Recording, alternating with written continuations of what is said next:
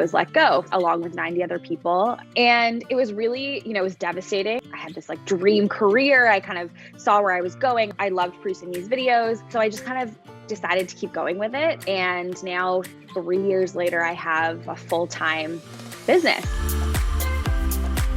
I'm a home decor YouTuber from Toronto, and I'm really proud to say that my business makes like over 6 figures. Yes, it's a lot of money, but that money isn't going into my pocket directly. It's supporting this business, a staff of 5 people, and I pay rent for a studio, and like banking on the fact that this is going to turn into something even bigger. I think it really depends on the kind of niche you're tapping into. So for the home decor world, there's a lot of expenses. But what I'll say, to be more concise, is on YouTube, I think people don't realize how lucrative it is. And I think that there's a choice to be made too. Like I kind of hit that with my business. I thought, okay, I could support myself and I could buy a home, but then I realized like that wouldn't be sustainable if I didn't have people helping me. And I think that there's no right way. It's like you could either be cool just producing content by yourself, or you could have dreams to do bigger things,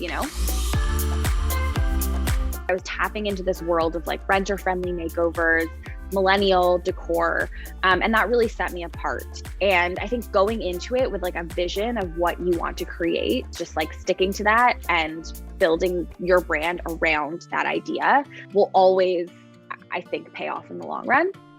And then my second piece of advice is, this always sounds kind of like pessimistic, but running your own business, as much as it looks super great from the outside and, Instagram makes everything look awesome, I think any business owner can relate to this, but there's no handbook, right? It's just kind of taking leaps of faith, making tough decisions and hoping that it will work out, and also believing that it'll work out. It's one of the hardest things I've ever done in my entire life, but it's also been very rewarding. So I would say it's not for the faint of heart, I guess.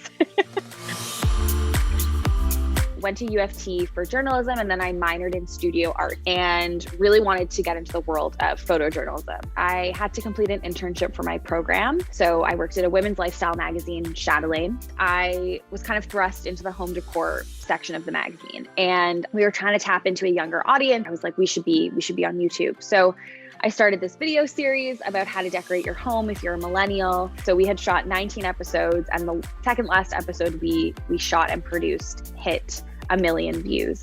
And then I was let go like 2 weeks after. It was like one of the hardest things that had ever happened to me. I had this like dream career. I kind of saw where I was going. I loved producing these videos. So I just kind of decided to keep going with it. And now 3 years later, I have a full-time business and a team who helps me produce this content.